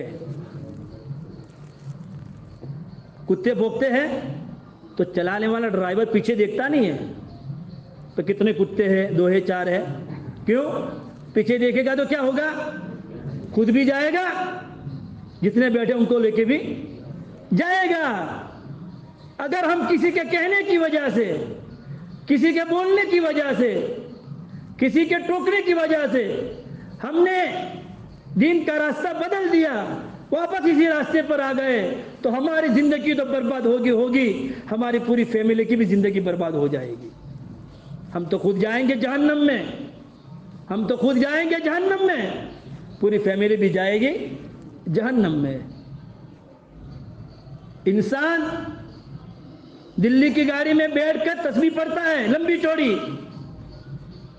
1000 پارے والی تسبیح لے کر بیٹھا ہے اور پڑھتا ہے. بیٹھا ہے کس کی گاڑی میں, دلی جانے والی گاڑی میں بیٹھا ہے اور تسبیح پڑھ رہا ہے, یا اللہ بمبئی پہنچا دے, بمبئی پہنچا دے, تو کہاں پہنچے گا. ہم اعمال ایسے کرتے ہیں, کرتوت ایسے کرتے ہیں, ہمارے اخلاق ایسے ہیں, ہمارے ناطے رشتے ناطے ایسے ہیں, پھر ہم جنت کی امید رکھتے ہیں. اعمال جہنم والے کرتے ہیں, اخلاق ہمارے جہنم والے ہیں, پھر ہم جنت کی امید رکھتے ہیں تو اللہ کہاں پہنچائے گا. اسی لیے پیارے آقا صلی اللہ علیہ وسلم اس دنیا کے اندر تشریف لائے اور اتنی بات پہنچائی, اور ہم تک یہ دین پہنچانے کے لیے کیا قربانیاں دی ہے, کیوں قربانیاں دی اور کیوں قربانیاں دی ہے. بس ان کو ایک ہی فکر لاحق تھی کہ میری آنے والی امت کا ایک ایک فرد جہنم کے راستے سے ہٹ کر جنت والے راستے پر آ جائے. اسی فکر کے اندر پوری زندگی اسی فکر کے اندر لگا دی. ہم تک دین پہنچانے کے لیے پیارے آقا نے 2 پتھر اپنے پیٹوں پر باندھا ہے. خندق کے موقع, غزوہ خندق کے موقع پر جب خندق کھودی جا رہی تھی تو اللہ کے نبی بھی ساتھ میں خندق کھود رہے تھے, اور فرمایا, کیا فرمایا, ایک صحابی آئے کہ اللہ کے نبی پتھر کپڑے سے دامن اٹھایا اور کہ اللہ کے نبی بھوک کی وجہ سے پتھر باندھا ہے تاکہ کمر جھک نہ جاوے, تاکہ کمر جھک نہ جاوے, اور خندق کھود رہے ہیں. میرے آقا نے فرمایا, او میرے صحابی, او میرے صحابی, او میرے صحابی, اللہ کے نبی نے اپنا دامن بھی اٹھایا اور فرمایا, او میرے صحابی, دیکھ لے, دیکھ لے, تیرے پیٹ پر 1 پتھر ہے, میرے پیٹ پر 2 پتھر ہیں. کس کے لیے, کس کے لیے قربانی دی میرے دوستو, ہمارے لیے قربانی دی. ہم ان کی سنتوں کو نائیوں کے پاس جا کر, حجاموں کے پاس جا کر چہروں پر اس طرح چلا رہے ہیں. میرے عزیزوں یہ اس طرح ہمارے چہرے پہ نہیں چلتے، سرکار کے سینے پہ چلتے ہیں. جاؤ پوچھو ان سے، جا کے مدینہ میں سونے والے ہستی سے پوچھو. وہ یوں فرما رہے ہیں، اے اللہ جب تک اس روئے زمین پر میں زندہ تھا تو میرے خاندان والوں نے، میرے دشمنوں نے، میرے علاقہ والوں نے مجھے چین سے جینے نہیں دیا. آج میں قبر کے اندر آرام فرما رہا ہوں، میرے امت کے گناہ مجھے چین سے سونے نہیں دیتے. اس لیے نیت کرو کہ ہر مسلمان کے چہرے پر ہم سنت سجا کر رکھیں گے. میں ہر ایک سے کہتا ہوں، ہر بیان میں بات کہتا ہوں کہ اپنے چہرے پر سنت سجائیے، کیونکہ ہمارے اعمال ہے ہمیں پتہ ہے، ہماری نمازیں کیسی ہے ہمیں پتہ ہے، ہمارے اخلاق کیسے ہے ہمیں پتہ ہے، ہم صدقات خیرات کرتے ہیں ہمیں پتہ ہے، ہم زکوٰۃ دیتے ہیں ہمیں پتہ ہے کس طریقے سے دیتے ہیں. یہ سب کچھ ہم جانتے ہیں کہ کیسے کیسے اعمال ہمارے ہیں، کیسے کیسے کرتوت ہم کرتے ہیں. قبر میں جائیں گے، منکر نکیر آئیں گے، سوال کریں گے اور پوچھیں گے کیا لے کے آئے ہو. پھر کیا فرمائیں گے، کیا جواب دیں گے، کیا جواب دیں گے؟ نمازیں ایسی، زکوٰۃ دیتے تھے پورے محلے میں شور، صدقہ دیتے تھے پورے محلے میں شور، اخبار میں آ جاتا ہے. کیا کر رہے ہو بھائی؟ زکوٰۃ بانٹ رہا ہو. کیا کر رہے ہو؟ صدقہ دے رہا ہو. فرمایا صدقہ تو اس طریقے سے دو، ایک ہاتھ سے دو دوسرے ہاتھ کو پتہ نہ چلے. اور میں اکثر بیان میں یوں کہا کرتا ہوں میرے عزیزوں، مدرسے والے جب بھی یہاں چندے کے لیے آئے ان تمام چندے والوں کو للہ رقم دو تاکہ وہاں سے نیک اور اچھے علماء پیدا ہو. زکوٰۃ تو اپنے قریبی رشتہ داروں کو دو. ہمارے مفتی ابراہیم صاحب مرحوم رحمۃ اللہ علیہ، کبھی کبھی ان کے پاس بیٹھنا ہوتا تھا. اللہ ان کو گھری کے رحمت فرمائے، بال بال مغفرت فرمائے، کروٹ کروٹ چین سکون نصیب فرمائے. مجھے ایک ہی وصیت کرتے تھے، بیٹا زکوٰۃ جو ہے زکوٰۃ اپنے رشتہ داروں کو دیا کرو، مدرسوں کے اندر تو للہ رقم دو، اس سے صحیح علماء پیدا نہیں ہوتے.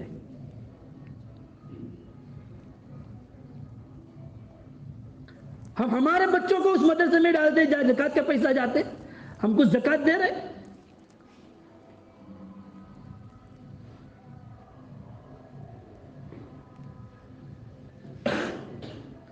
تو اللہ کے نبی علیہ السلام کے زمانے میں ایک عورت نے اسلام قبول کیا. اسلام قبول کرتے ہی، بھائی کتنے بجے؟ اسلام قبول کرتے اس کا بچہ دنیا سے رخصت ہو گیا. صحابہ کو پتہ چلا، صحابہ نے غسل کفن وغیرہ دے کے تیار کیا.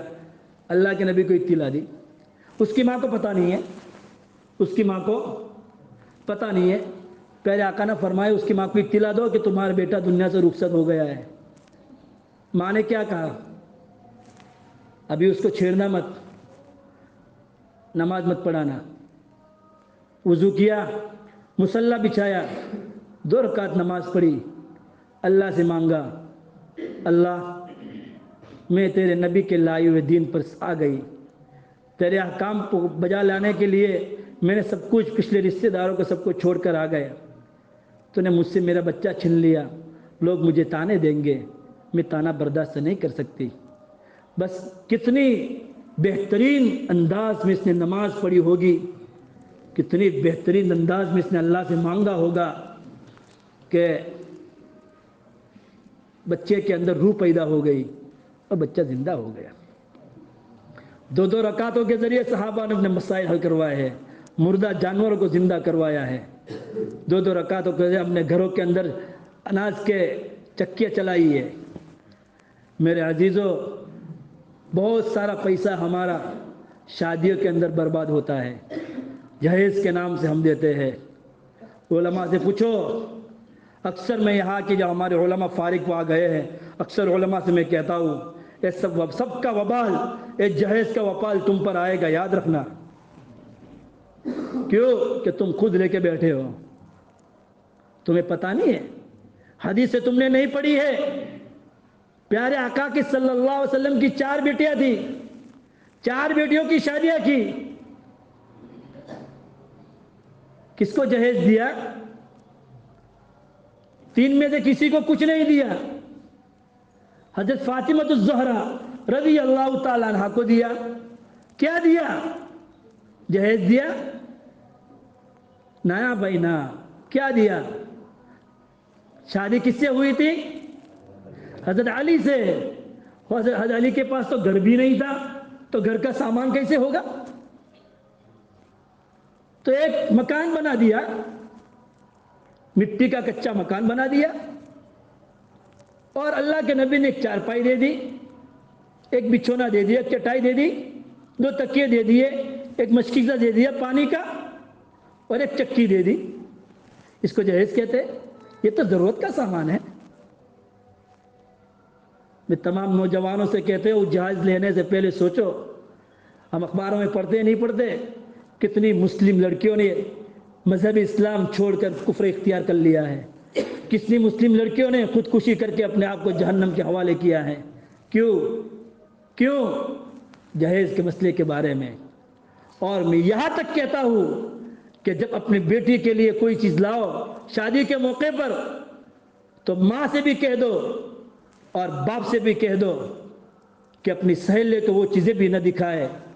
کیوں کہ آج ہمارے پاس دولت ہے, پیسے ہے, پیسوں کی بنیاد پر, دولت کی بنیاد پر ہم نے اب ہماری بیٹی کے لیے اچھے کپڑے لا کر دیے ہیں, مہنگے مہنگے جوڑے لا کر دیے ہیں, جویلر لا کے دیے ہیں, سونے چاندی کے داگینے لا کر دیے ہیں.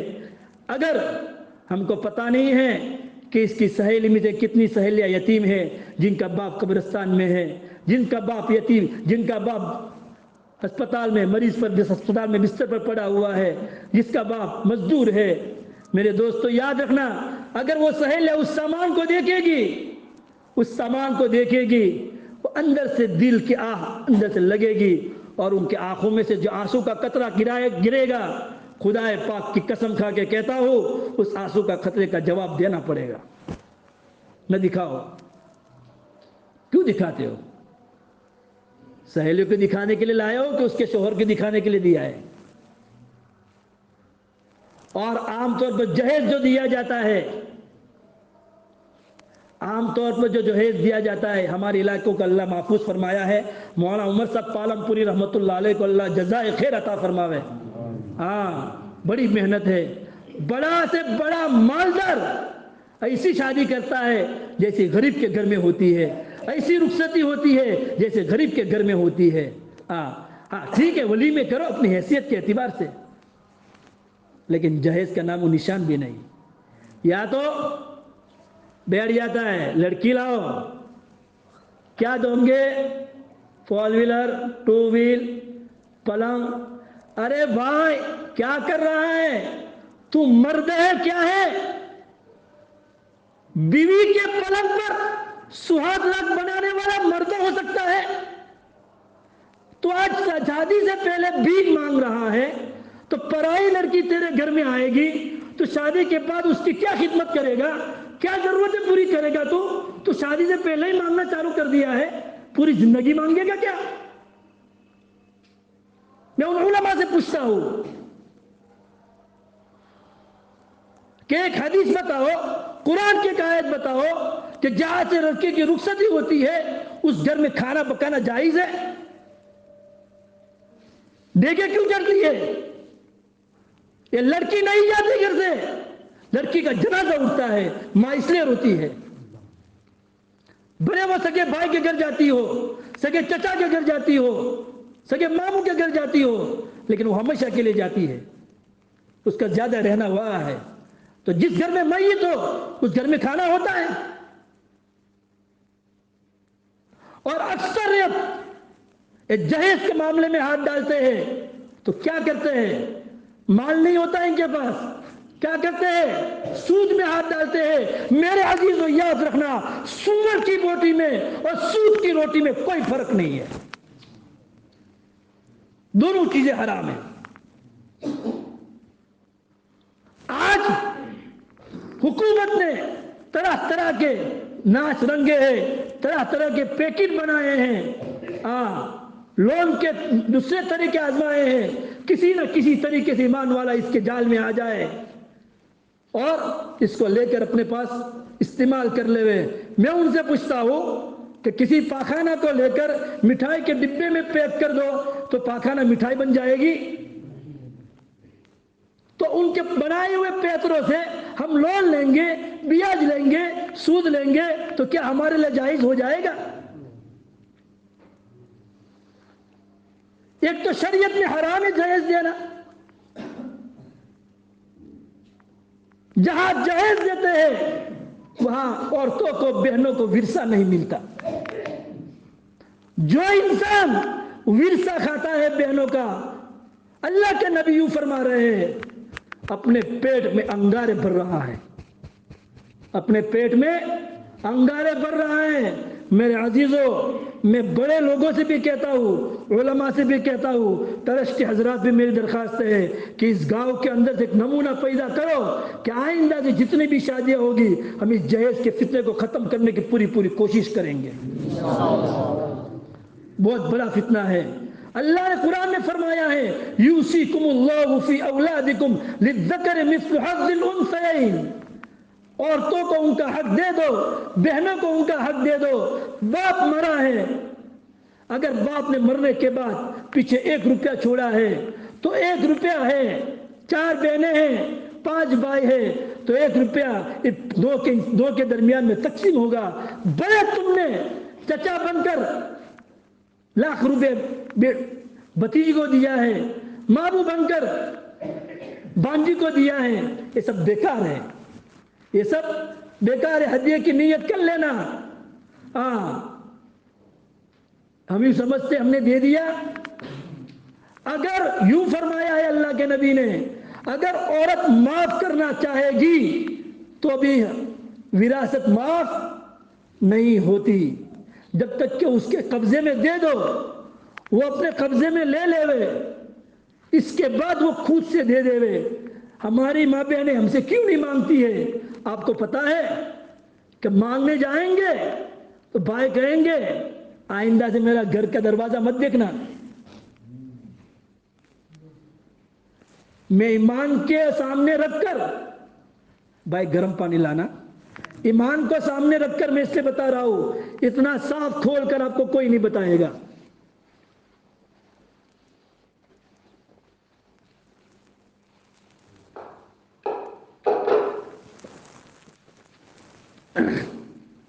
اتنا صاف کھول کر آپ کو کوئی نہیں بتائے گا. ہمیں پتہ نہیں ہے ہم کس گناہ کے اندر مبتلا ہے.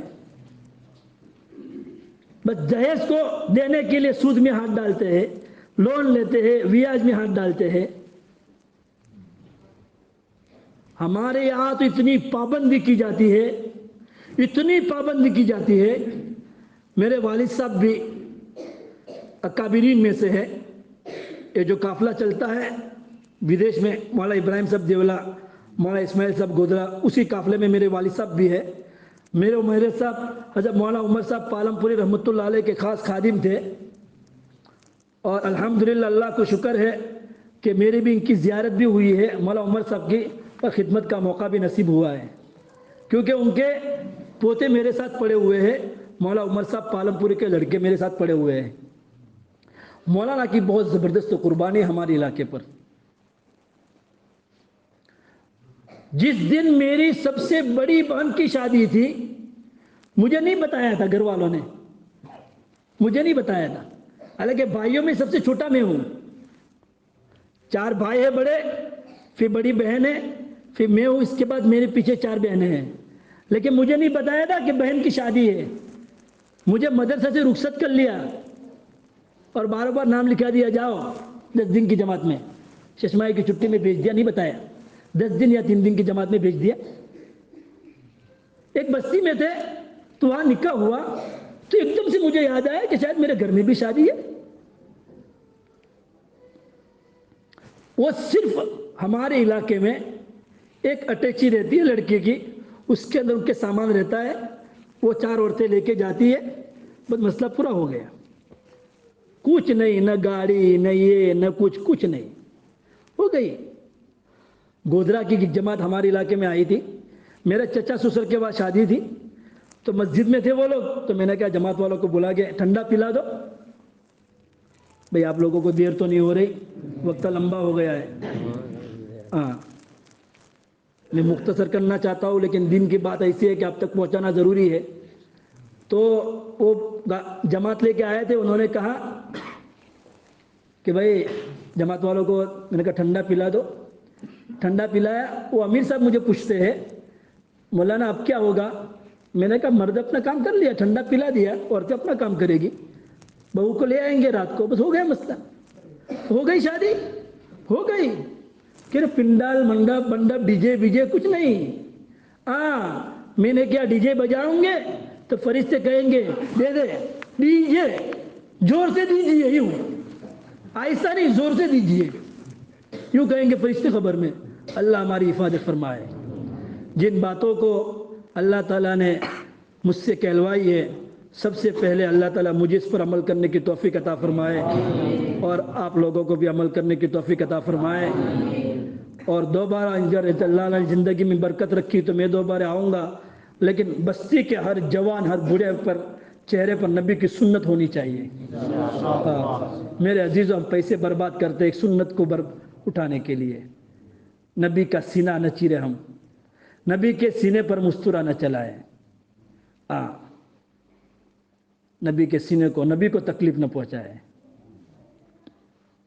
ہم اپنے عورتوں کو دیندار بنائیں، کیونکہ جتنے بھی ولی گزرے ہیں ان کی سیرت دیکھ لو، تم پیارے نبی کی سیرت دیکھ لو. کیونکہ حضرت محمد اللہ کے نبی حضرت آمینہ کے پیٹ میں تھے، حضرت عبداللہ کا انتقال ہو گیا تھا، تو پرورش کس نے کی؟ حضرت آمینہ نے کی. تو ماں نیک تھی تو بیٹا نبی بنا. بیٹا نبی بنا کہ نہیں بنا؟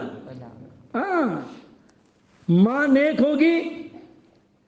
اب یہ بات میں پوری کر کے رہوں گا، بھلے بعد میں گالیاں دے دینا مجھے، لیکن بات میں پوری کر کے رہوں گا اس سیرت پر. ماں نیک تھی تو اللہ کے نبی بنے.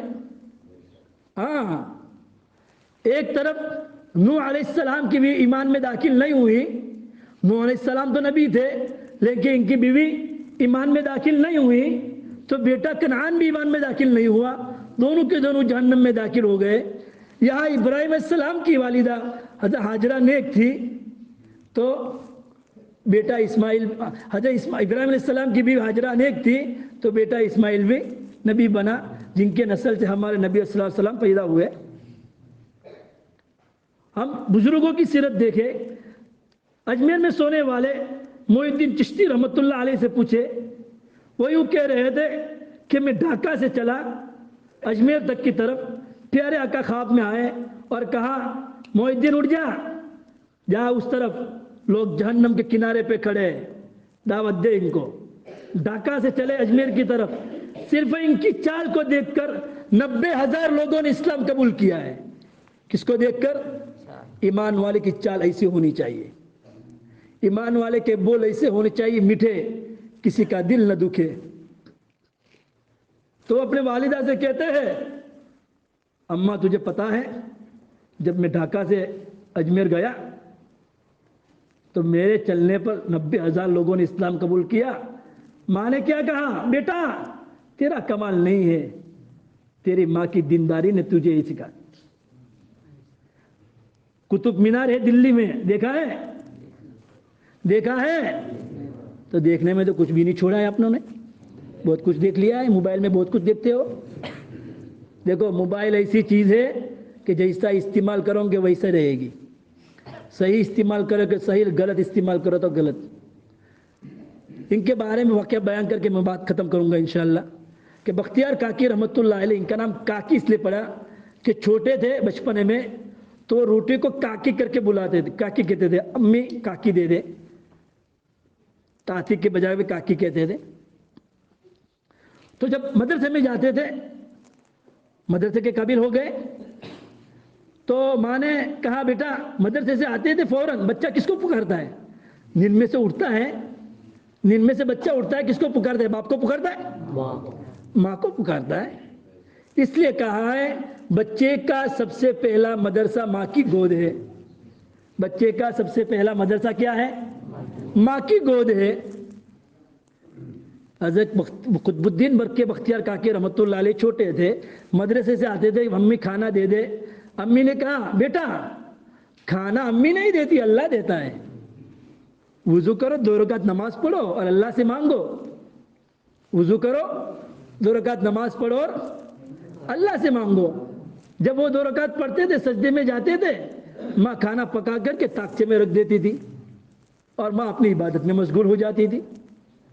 پھر دیکھتے تھے کہ امی کھانا کہ دیکھو ادھر ادھر کہیں اللہ نے رکھا ہوا ہوگا، اللہ نے رکھوایا ہوگا. دیکھتے تھے تاکچے میں کھانا تھا، کھا کے سو جاتے تھے. کئی سال تک یہ سلسلہ چلتا رہا. پھر امتحان کی گھڑی آئی. اللہ امتحان بھی لیتا ہے. جیسے ابراہیم السلام کو 96 سال کی عمر میں اللہ نے اولاد دی، تو امتحان لیا کہ نہیں لیا کہ اسماعیل کی محبت ان کے دل میں یا میری محبت ان کے دل میں ہے کہ جاؤ اسماعیل کو قربانی کرو، ذبح کرو. کہ میں خواب میں دیکھ رہا ہوں بیٹا اسماعیل کہ میں تجھے ذبح کر رہا ہوں. تو بیٹا بھی کس کا تھا؟ وہ یوں فرما رہا ہے چلے ابا جان اللہ کا حکم ہے، آپ بھی مجھے صبر کرنے والوں میں سے پاؤں گے. آنا گنا ہو گیا. ایک دن ماں کسی رشتہ دار کے وہاں چلی گئی، کسی رشتہ دار کے وہاں چلی گئی، کھانا پکانا بھول گئی. ماں نے عادت بنا دی تھی، آئے 2 رکعت نماز پڑھی، نماز کے بعد تاکچے میں دیکھا تو کھانا تیار تھا، کھانا کھا کے سو گئے تھے. لیکن ماں ہوتی ہے. یہ جب مصعب بن عمیر کو کپڑا دیا 70 ڈھانپنے کے لیے، وہ واقعہ تو بھی ادھورا ہی ہے، وہ واقعہ تو بھی ادھورا ہی ہے. کبھی انشاءاللہ اللہ لائے گا تو پورا کروں گا انشاءاللہ. تو ماں نے آپتی کاپتی ماں آئی کہ میرے بیٹا کا یقین نہ بدل جائے، میرے بیٹے کا یقین اللہ کی ذات سے ہونے کا یقین اس کے دل سے ہٹ نہ جائے. اس لیے ماں دوڑتی ہوئی آئی اور یوں کہا بیٹا تو سویا ہوا ہے. بختیار کھانا کھایا؟ امی جان کھا لیا. کہ یہی وہی ہے جہاں اللہ روزانہ رکھواتا تھا وہی رکھا ہوا تھا. کہ کیا تھا اس میں؟ کہ ماں لیکن آج عجیب تھا کہ آج کے کھانے میں مزہ عجیب تھا، مزہ آ گیا اس کے کھانے میں، کیونکہ وہ کھانا اللہ نے بھیجا تھا. وہ روزانہ تو ماں رکھتی تھی، اللہ نے بھیجا تھا. تو کتنے بڑے ولی بنے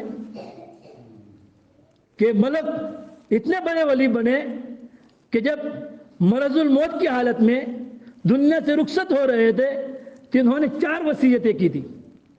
کتنی؟ 4 وصیتیں کی تھی. یہ بھی میں نماز پہ بول رہا ہوں.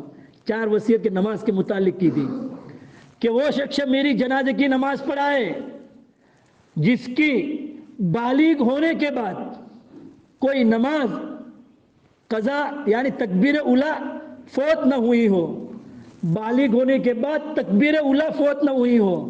دوسری وصیت بالغ ہونے کے بعد عصر سے پہلے کی 4 رکعت سنت فوت نہ ہوئی ہو، بالغ ہونے کے بعد کسی غیر محرم پر نظر نہ پڑی ہو، بالغ ہونے کے بعد کبھی تہجد فوت نہ ہوئی ہو. یہ 4 صفتیں کسی کے اندر ہو وہی شخص میری جنازے کی نماز پڑھائے. انتقال ہو گیا، لے گئے جنازہ دلی میں ہے قطب مینار کہ دلی میں ہے؟ دلی میں ہے. ہاں تو مجمع ہے، علماء بھی ہے، بہت سارے مفسرین بھی ہے، مفتیان کرام بھی ہے، بہت ہزاروں کا مجمع ہے. آج کے زمانے میں کوئی وصیت کیا تو ہمارا جیسا کوئی کھڑا ہو جائے گا. کیوں؟ چلو بھائی کچھ نہیں تو اخباروں میں نام تو آئے گا، فوٹو تو آئے گا، دیکھو ولی یہ ہے، ان کو کہتے ہیں ولی. ہاں پورا دن گزر گیا، رات کا وقت آیا، ایک انسان چہرے پر کالا کپڑا ڈال کے صفوں کو چیرتا ہوا آگے بڑھا، حضرت کے جنازے کے پاس گیا، جنازے سے کفن اٹھایا، چہرے سے کفن ہٹایا اور جا کے کہا حضرت اگر میں جنازہ نہیں پڑھاتا تم نے میرا راز فاش کیوں کیا؟ اگر میں جنازہ پڑھاتا ہوں تو میرا راز فاش ہو جاتا ہے، اور اپنا راز چھپاتا ہوں تو تمہارا جنازہ رہ جاتا ہے. نماز ہو گئی، بعد میں پتا چلا کون تھا، دلی کا بادشاہ سلطان التمش رحمۃ اللہ علیہ تھے. बादशाह के पास इतना वक्त तो होता है बादशाह के पास, हमारे पास तो कितना वक्त है। ज़्यादा से ज़्यादा नमाज में कितनी मिनट लगती है मेरे अजीज़ों? 5 से 7 मिनट लगती है। एक माँ ने 18 पारा हिफ्ज किए थे, 18 पारा हाफिजा थी। बच्चा पैदा हुआ, गहवारे में लिटाया, रोज़ाना आदत बना दी थी कि जब गहवारे को हिलाना चालू करती थी तो पहले पारे से पढ़ना चालू करती थी। 18 पारा मुकम्मल होते थे, बेटा सो जाता था। ये आदत रोज़ाना बना दी थी इसने। जब बच्चा 5 साल का हुआ, माँ को भी पता नहीं है, बेटों को भी पता नहीं है। 5 साल की उम्र में मदरसे में दाखिला होता है। वहाँ के ज़माने में मौलवी साहब के पास गए कि मौलवी साहब इसको पढ़ाइए। क्या पढ़ाइए? बिस्मिल्लाह पढ़ाइए। बिस्मिल्लाह पढ़ाई। मौलवी साहब ने कहा पढ़िए उज़ुबिल्लाहि मिनश शैतानिर रजीम बिस्मिल्लाहिर रहमानिर रहीम। तो उसने पढ़ा बिस्मिल्लाह। जब बिस्मिल्लाह पढ़ा उसके बाद तो रुका ही नहीं, सीधा 18 पारे यहाँ पर रुका। अगर मर्द तहज्जुद गुजार है, चिल्ले 4 महीने की पाबंदी करता है, तकबीर उला की पाबंदी करता है, तमाम सुन्नतों की पाबंदी करता है, अल्लाह का मुत्तकी और परहेजगार है, तो उसकी मर्द की दीनदारी इसकी घर की लहज़ीज़ तक, माँ की दीनदारी नस्लों को दीनदार बना देगा। और मेरे अजीज़ों याद रखना, एक औरत की बेदीनी, हम औरतों को दुल्हन बना के घर में ले आते हैं। घर के बर्तन साफ करना उसकी माँ ने सिखाया है, घर का पूछा करना उसकी माँ ने सिखाया है, झाड़ू लगाना इसके माँ ने सिखाया है, खाना पकाना इसकी माँ ने सिखाया है, परिवार संभालना इसके माँ ने सिखाया है। हमने उसको क्या सिखाया? हमने उसको क्या सिखाया?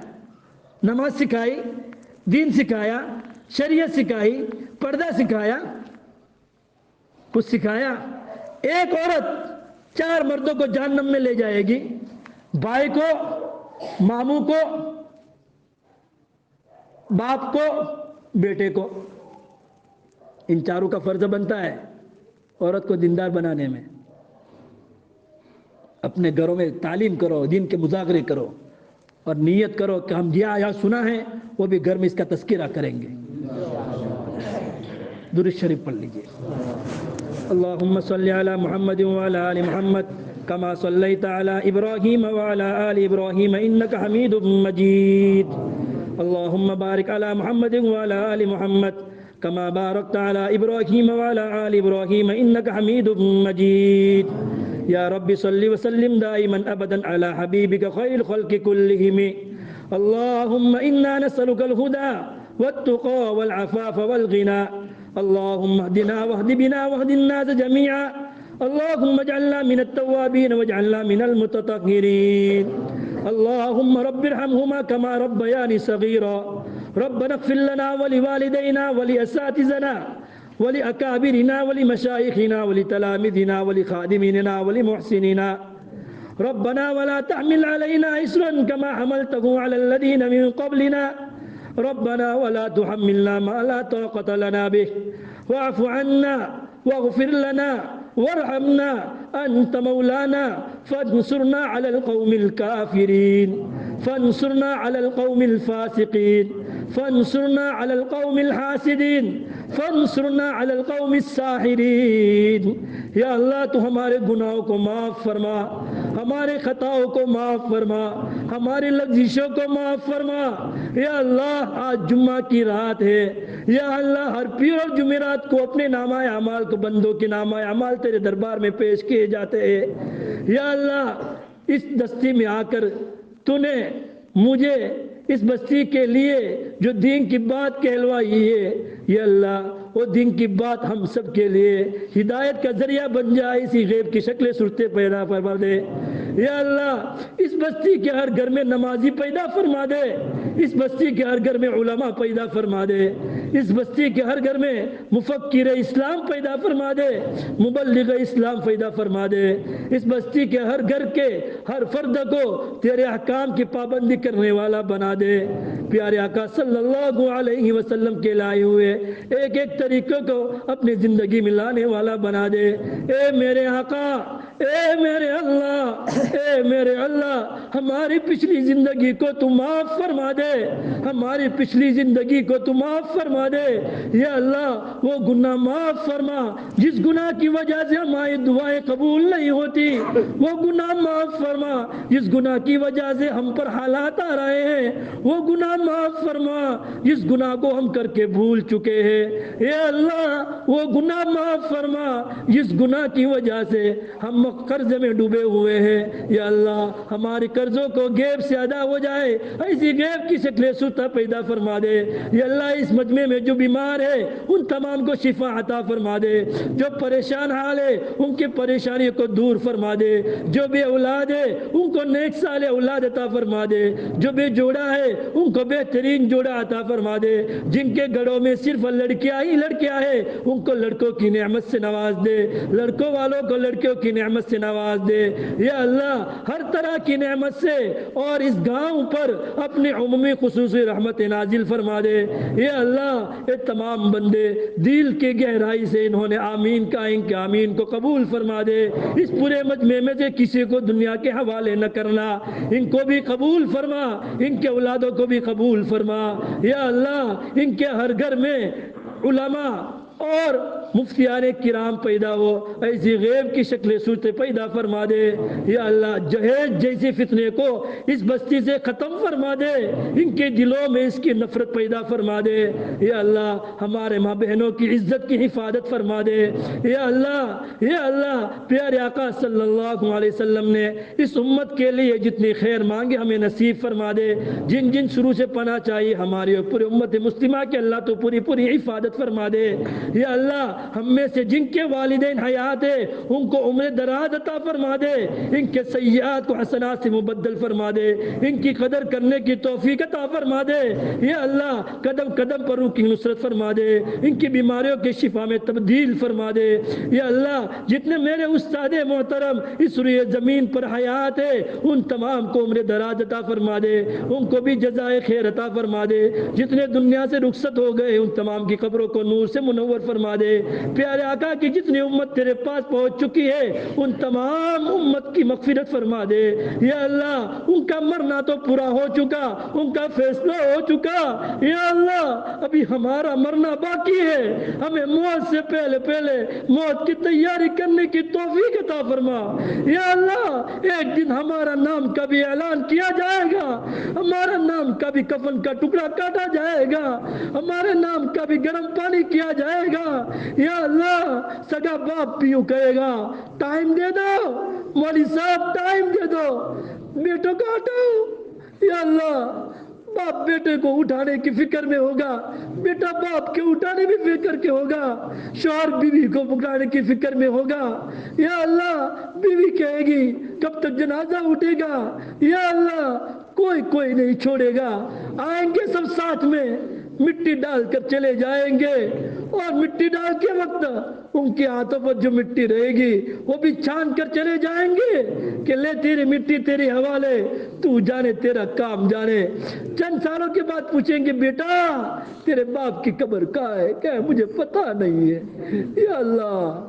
پیارے آقا صلی اللہ علیہ وسلم نے فرمایا سب سے وحشت کی جگہ قبر ہے، اور یوں فرمایا اے میرے بھائیوں اور میرے امتی، تم قبر کو یاد کرو نہ کرو، قبر روزانہ تمہیں یاد کرتی ہے۔ میں اندھیری کوٹری ہوں، تنہائی کا گھر ہوں، کیڑے مکوڑے کا گھر ہوں، سانپ بچھو کا گھر ہوں یا اللہ۔ ہماری قبروں کو ہمارے لیے جنت کا باغ بنا دینا، جنت کا باغ بنا دینا، جنت کا باغ بنا دینا، جہنم کے گڑھا بننے سے حفاظت فرمانا یا اللہ یا اللہ۔ زقتے قبر سے ہماری حفاظت فرمانا، یکتے قبر سے یعنی قبر بچتی ہے۔ پیارے آقا صلی اللہ علیہ وسلم اپنی بیٹی حضرت اسماء رضی اللہ تعالیٰ عنہ کو دفن کرنے کے بعد قبر پر کھڑے تھے اور رو رہے تھے۔ صحابہ نے فرمایا او میرے میرے آقا آپ تو ہمیں تسلی دینے والے ہو، آپ کیوں رو رہے ہو؟ اللہ کے نبی نے فرمایا صحابہ تمہیں پتہ نہیں ہے، قبر مردے کو اس طرح بچتی ہے، دونوں ہاتھوں میں انگلیاں ڈالی کہ ایک ہاتھ کی انگلیاں اس میں ڈالی، کہا کہ قبر اس طرح بچتی ہے کہ یہاں کی پسلیاں وہاں کی پسلیاں یہاں گھس جاتی ہے۔ یا اللہ قبر کے بچنے سے ہماری حفاظت فرما دے۔ یا اللہ اس نبی پر ہماری جان قربان ہو جو نبی یوں کہتا تھا کہ جزرائیل جب روح قبضے کرنے کے لیے آئے تو نبی نے یوں فرمایا جاؤ پوچھو پیارے آقا سے موت کے وقت تکلیف ہوتی ہے؟ فرمایا ہاں ہوتی ہے۔ اس نبی نے کیا فرمایا؟ یوں فرمایا اگر تکلیف ہوتی ہے آج پوری امت کی تکلیف مجھے دے دے میرے امت کو تکلیف نہ پہنچے۔ یا اللہ ایسا پیارا نبی کہ حشر کے میدان میں بھی 1,24,000 انبیاء کرام ہوں گے، سب یوں پکاریں گے، ہر قوم کے پاس جائے گی ہماری سفارش کرائیے، ہر نبی یوں فرمائے گا یا رب نفسی یا رب نفسی یا رب نفسی، ایک کونے میں سے درد بھری آواز آئے گی یا رب امتی یا رب امتی۔ یا اللہ آج تک اس روئے زمین پر جتنے ریت کے ذرات چمکے ہیں اور قیامت تک چمکیں گے، جتنے بارش کے قطرے گرے ہیں اور قیامت تک گریں گے، جتنے درخت کے پتے اگے ہیں اور قیامت تک اگیں گے، جتنے آسمان کے تارے جگمگائے ہیں اور قیامت تک جگمگائیں گے، ہم میں سے ایک ایک کا نام لم لے کر ان کی تعداد کے برابر اور ان کی تعداد کے برابر اور ان کی تعداد کے برابر ہم میں سے ایک کا نام لے کر یا اللہ لاکھوں درود و سلام کا نذرانہ پیارے آقا صلی اللہ علیہ وسلم کی روضہ عزت میں پیش فرما دے۔ ان اللہ و ملائکتہ یصلون علی النبی یا ایھا الذین آمنوا صلوا علیہ وسلموا تسلیما۔ ربنا تقبل منا انك انت السميع العليم وتب علينا انك انت التواب الرحيم وصلى الله تعالى على خير خلقه محمد وآله وصحبه اجمعين برحمتك يا ارحم الراحمين۔